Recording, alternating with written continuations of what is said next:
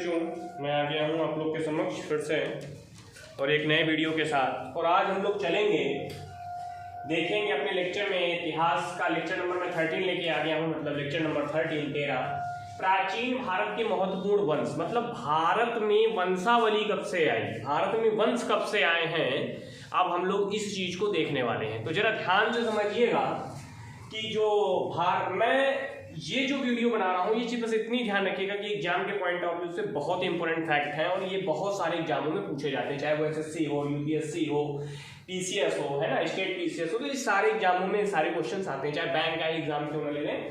तो हम चलते हैं और देखते हैं कि क्या क्या चीजें एग्जाम के पॉइंट ऑफ व्यू से वंशों के आधार पर पूछी जाती है। तो पहला वंश हमारे सामने है आज का, ये हमारे सामने है इतिहास का पहला वंश हम लोग ले रहे हैं, मतलब अपने भारतवर्ष में जो पहला वंश रहा है उसकी हम लोग बात करेंगे। तो फर्स्ट है, याद रखिएगा, फर्स्ट है, पहला है, इस बात को पहले लगा लीजिएगा।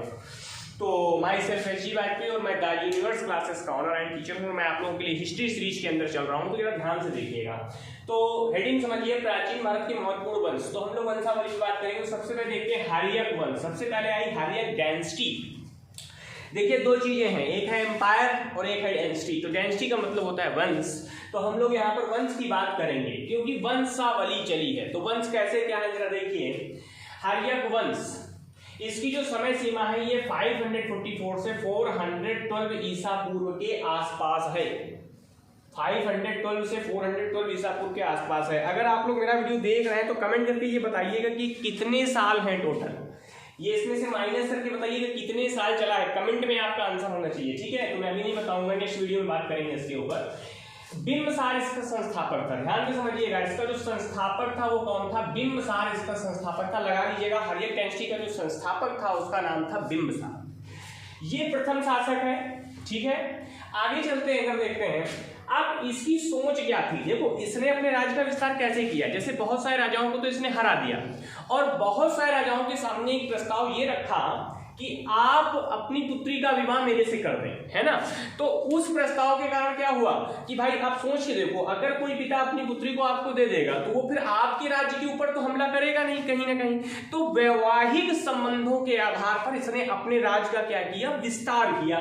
तो देखिए इसी आधार पर इस कड़ी में इसने क्या काम किया है, 3 पत्नियां, कौशल के राजा की बेटी, चेल्ला लिच्छवी राजकुमारी और मध्य देश, जिसे आधुनिक पंजाब, जो आज का पंजाब है उसे उस समय मध्य देश कहा जाता था। याद रखिएगा, कई बार क्वेश्चन में पूछा गया है, पंजाब की राजकुमारी यानी 3 पत्नियां। सोचिए 3 विवाह इसने किए, सिर्फ किस लिए कि मेरे राज्य का विस्तार हो जाए, मेरा राज्य विस्तारित हो जाए, उसका प्रभुत्व कायम हो, वो बड़ा हो, है ना। आगे चलते हैं, दूसरा पॉइंट जरा समझते हैं। इसके दरबार में एक राजवैद्य हुआ करता था, जीवक, बहुत ही स्पेशलिस्ट कहा जाता है, वो अपनी फील्ड के बहुत ही स्पेशलिस्ट वैद्य हुआ करते थे। उन्होंने तो उस समय क्या हुआ कि जो अवंत के राजा प्रद्योत थे वो बीमार हो गए। अब जब वो बीमार हो गए तो उनकी चिकित्सा के लिए राजवैद्य जीवक को इसने क्या किया, उज्जैन भेजा। किसने भेजा है, बिंबसार ने। ये बहुत मोस्ट इंपोर्टेंट पॉइंट है, कई एग्जामों में पूछा गया है। आगे चलते हैं, जैन साहित्य। जैन साहित्य जो है, क्योंकि एक तरीके से कहा जाता है कि शुरुआत में जो बिंबसार था ये जैनिज्म था, मतलब जैन धर्म को फॉलो करने वाला था, और बाद में जब बुद्ध से मुलाकात हुई तो ये बौद्धिस्ट भी हो गया, मतलब बौद्ध को भी फॉलो कर गया। अब आगे चलते हैं, जैन साहित्य में इसने क्या किया, ध्यान समझिएगा, बिंबसार को श्रेणिक, ये वर्ड ध्यान रखिएगा, कई एग्जाम में पूछा गया कि श्रेणिक किसके लिए उल्लेखित है, तो श्रेणिक वर्ड जो है ये बिंबसार के लिए उल्लेखित है। इस बात को आप लोग समझ लीजिएगा बहुत ध्यान से, ठीक है। आगे चलते हैं, अब दहेज के रूप में, अब समझते हैं कि भाई इसको दहेज क्या मिलता था, उसका क्या प्रोसीजर होता था। तो दहेज में क्या करते थे लोग, पूरा का पूरा गांव दे दिया करते थे। तो दहेज में क्या हुआ, कहते हैं कि 1 लाख की आबादी वाला काशी गांव मिला था। उस समय काशी को एक गांव का दर्जा प्राप्त था और उसकी 1 लाख की आबादी थी, तो पूरा का पूरा गांव ही दहेज में दे दिया गया था। सोच के देखिए कितनी बड़ी बात है, कितना इंटरेस्टिंग फैक्ट है। आगे चलते हैं, क्या कभी आपने सोचा था कि पूरा पूरा गांव दहेज में दिया जाएगा। अभी आपको मैं पढ़ाऊंगा, जब यूरोप को और पुर्तगालिस के बारे में बताऊंगा तो वहां से पूरा कलकत्ता ही दहेज में दे दिया जाएगा, लेकिन वो वीडियो भी बहुत आगे है, लेकिन अभी हम लोग यहाँ देख रहे हैं, ठीक है। तो अब देखते हैं दरबारी कवि। दरबारी कवि की बात करें तो इनके दरबार में बुद्ध घोष नाम का एक कवि हुआ करता था, और इसके कथानुसार इसके साम्राज्य में टोटल 8 लाख गांव थे। कितने गांव थे, 8 लाख गांवों का साम्राज्य। सोच के देखिए कितना बड़ा फैक्ट है यहाँ पर, है ना। अच्छा आगे चलते हैं। चाणक्य नीति का यूज किया। चाणक्य नीति में भी लिखा है कि वैवाहिक संबंधों के द्वारा अगर आप अपने शत्रु की बेटी से विवाह कर लोगे तो फिर शत्रु आपका परिवार का हो जाएगा, वो आपके ऊपर हमला करने वाला नहीं है कहीं ना कहीं, है ना। आगे चलते हैं।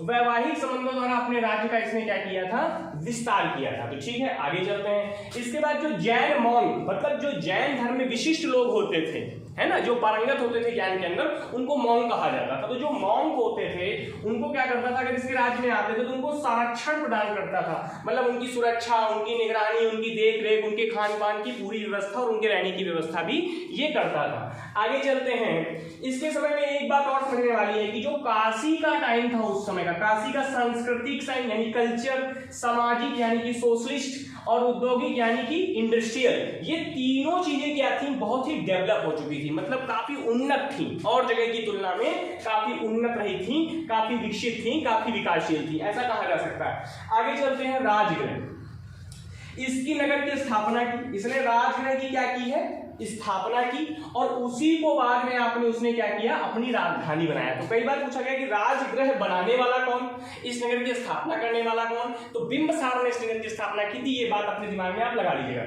राजगृह की स्थापना किसने की है, बिंबिसार ने की है, और इसे अपनी राजधानी भी बनाया। This is the most important fact है, ठीक है। आगे चलते हैं। बुद्ध से भेंट, ठीक है।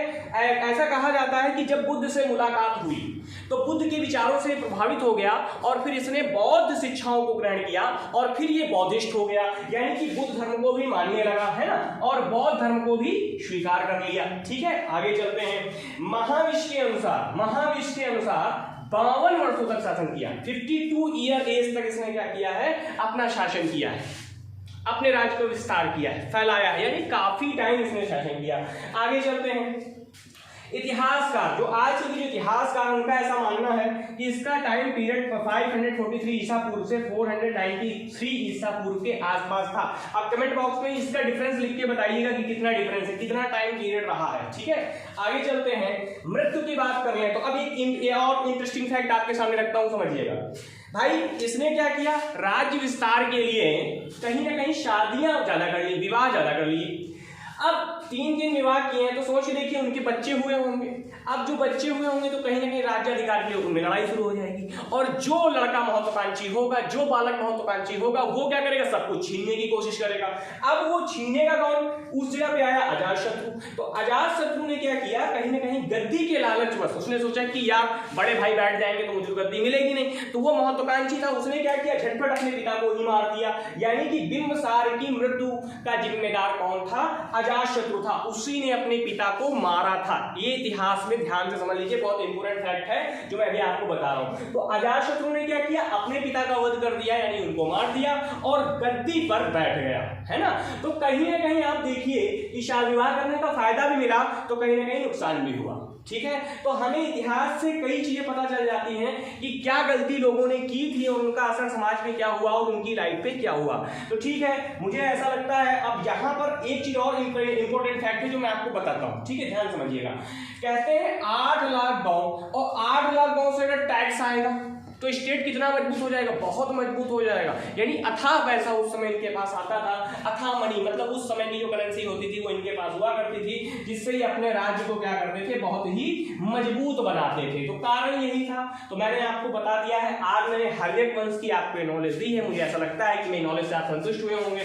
तो ठीक है, अगर मेरी दी गई जानकारी आपको अच्छी लगी हो तो इस वीडियो को लाइक करें, शेयर करें और सब्सक्राइब करें, और ज्यादा से ज्यादा लोगों तक इसको फैलाएं, है ना, जिसमें वो भी लोग इनको जान सकें। एक बात का सदैव ध्यान रखिएगा, मैं इसे एग्जाम के पॉइंट ऑफ व्यू से बना रहा हूं ये वीडियो, क्योंकि एग्जाम में क्या पूछा जाता है उसी के अनुसार ये मेरे वीडियो है। तो ठीक है, फिर मिलेंगे। अब मैं आगे जो नेक्स्ट हमारा पार्ट होगा उसमें अजातशत्रु होंगे, क्योंकि जब ये गद्दी बैठेंगे तो फिर इनकी भी कुछ हिस्ट्री होगी, तो वो मैं आपको बताऊंगा। तो ठीक है, फिर मिलेंगे। Till then bye bye.